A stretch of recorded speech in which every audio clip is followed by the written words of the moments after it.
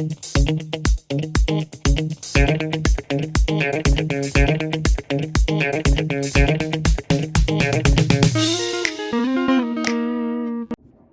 there, it's me again. So you all probably recognize the plant that's behind me, right? So the question today is, what will happen if I touch it? Although that one is too easy, right? So let's look at another question that might be a little bit more interesting.